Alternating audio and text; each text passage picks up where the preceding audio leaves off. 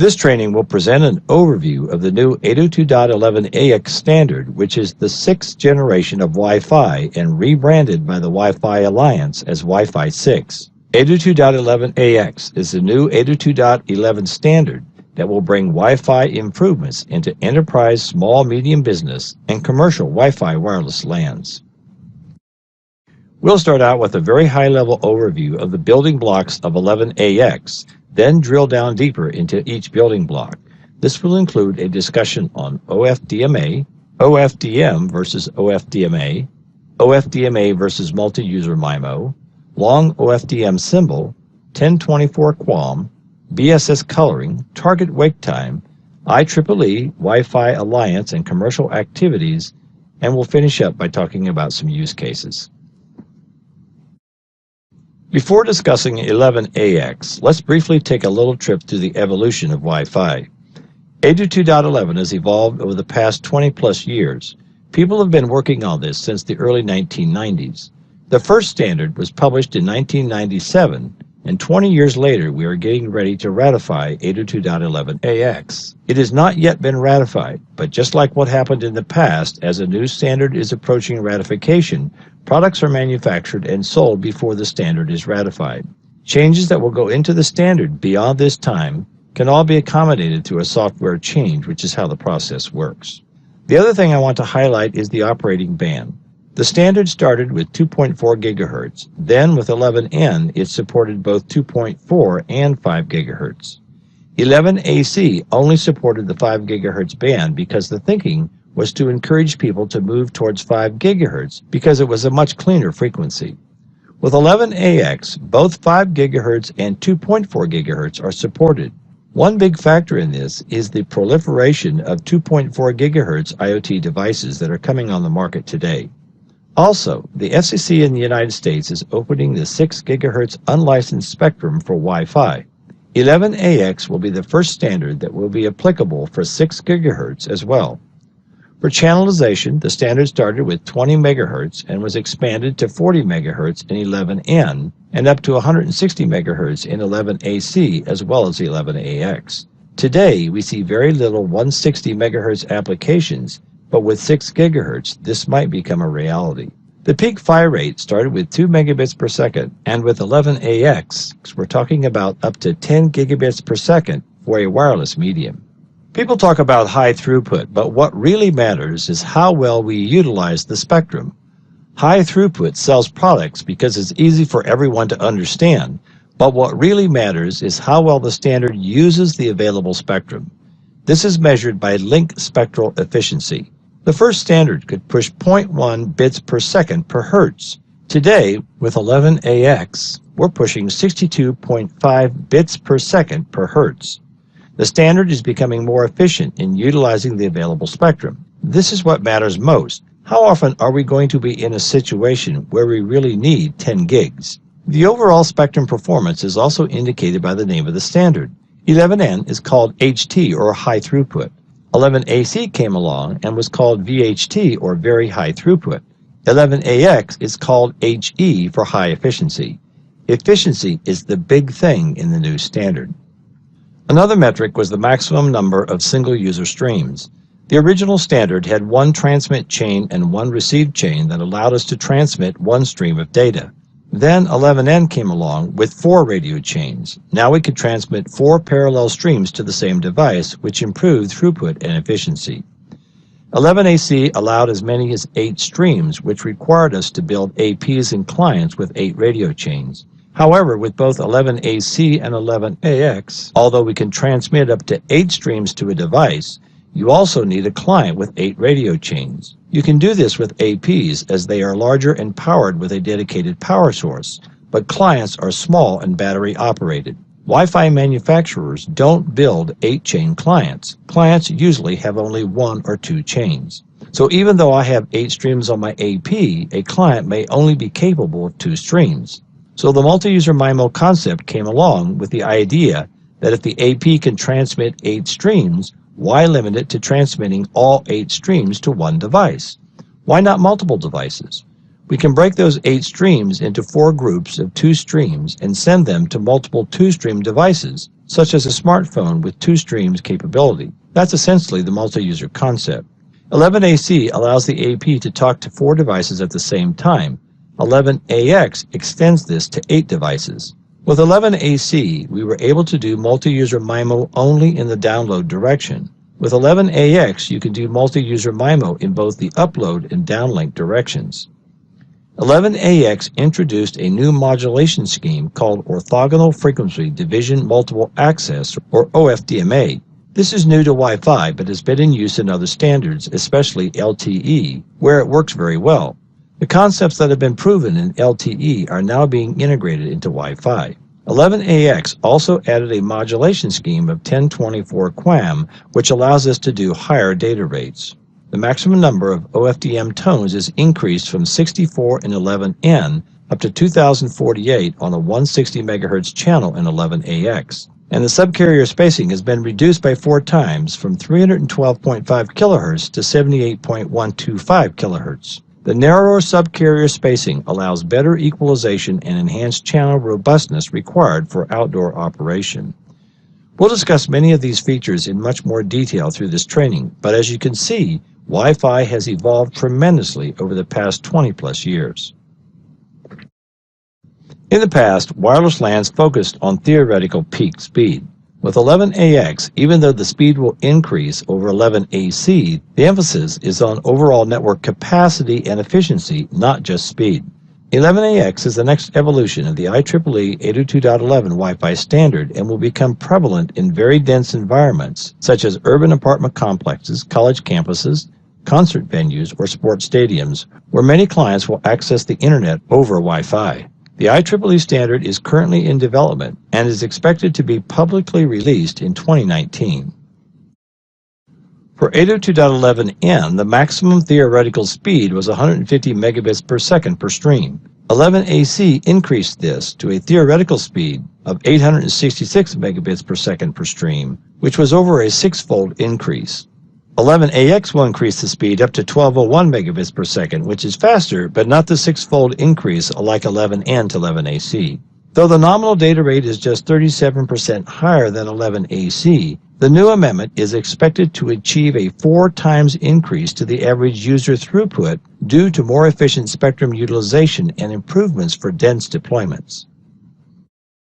Better speed is not the most important issue. The maximum speeds are notoriously inaccurate in the real world. Performance can vary widely based on range, obstacles, other signals in the air, multipath reflections, and the quality of your access point and your client device. To address these issues, 11AX aims to improve efficiency in a number of ways to give you consistently higher real-world speeds than what you would get with 11AC. Perhaps the biggest change is a feature called Orthogonal Frequency Division Multiple Access, or OFDMA. 802.11x uses 4G LTE's proven and foundational OFDMA technology for efficient access. This OFDMA technology allows multiple users with varying bandwidth needs to be served simultaneously. What it does is chop up each wireless channel into many smaller partial channels. This allows up to 37 different clients to talk to the AP at once over a single 40 MHz channel instead of just one. Over an 80 MHz channel, it will allow up to 74 clients. Through these smaller channels, the AP gets more flexibility, allowing it to allocate bandwidth to each device based on its data needs. This helps to increase overall network performance. OFDMA also works in tandem with multi-user MIMO. The gist of this is that multi-user MIMO allows an AP to address multiple devices simultaneously instead of one at a time sequentially. Multi-user MIMO was introduced in 11AC, but only in the downlink mode. 11AX supports up to 8x8 multi-user MIMO in both downlink and uplink modes, which allows it to serve up to 8 users simultaneously for a significant capacity boost. Multi-user MIMO also benefits the performance of legacy devices such as 802.11ac Wave 2 and older devices to improve every device's experience. Another 11AX feature is the addition of color. 11AX supports a feature called Basic Service Set, or BSS color, which is a 6-bit identifier that is attached to each PHY header to indicate what wireless LAN it came from. Since Wi-Fi is a half-duplex medium, meaning that only one radio can transmit on a frequency domain or channel at any given time, an 802.11 radio will defer transmission if it hears the PHY preamble transmission of any 802.11 radio at a signal detect or SD threshold of 4 decibels or greater. This is referred to as medium contention overhead. In high-density venues, such as a stadium or large conference rooms, this problem becomes more acute because of the number of APs and clients. Unnecessary medium contention is referred to as overlapping basic service set, or abbreviated OBSS, also commonly referred to as co-channel interference, or CCI. 11AX was tasked with addressing the OBSS challenge by improving spatial reuse, which is often referred to as BSS coloring. This mechanism was originally introduced into 802.11AH to address medium contention overhead due to OBSS. It assigns a different color, a number between 0 and 63, which is added to the PHY header of the 802.11ax frame to each BSS in an environment. With BSS color, an AP can identify which frames are coming from other networks and ignore them as long as they are below a threshold of weakness to prevent interference and should help avoid unnecessary slowdowns. Target Wake Time, TWT, is another concept developed in 802.11AH. It allows devices to negotiate when and how often they will wake up to send or receive data. TWT increases device sleep time and in turn substantially improves battery life, a feature that is particularly important for IoT devices. This allows the Wi-Fi transponder to sleep when the transmission isn't necessary, which should help to preserve precious battery life once 11AX devices are available. In addition to saving power on the client device side, Target Wake Time enables wireless access points and devices to negotiate and define specific times to access the medium. This helps optimize spectral efficiency by reducing contention and overlap between users. Although the primary goal of 11AX is better efficiency, more speed isn't a bad thing. Quadrature amplitude modulation, abbreviated QAM, uses both phase and amplitude of an RF signal to represent data bits. 11AX will support 1024 QAM and new modulation encoding schemes, or MCSs, that define higher data rates, which translates to better throughput and 25% higher capacity with 10 bits per symbol versus 8 bits in 256 QAM, which is used in 11AC. More bits equals more data, and the payload delivery of data is more efficient, like having a bigger truck. 11AX also introduces 2 new modulation coding schemes, MCS10 and MCS11, which will most likely be optional. 1024 QAM can only be used with 242 subcarrier resource units, or RUs, or larger. This means that at least a full 20 MHz channel will be needed for 1024 QAM. When wireless devices transmit a signal, the RF signal reaches the destination receiver directly and by reflections off walls, ceilings, and other obstacles.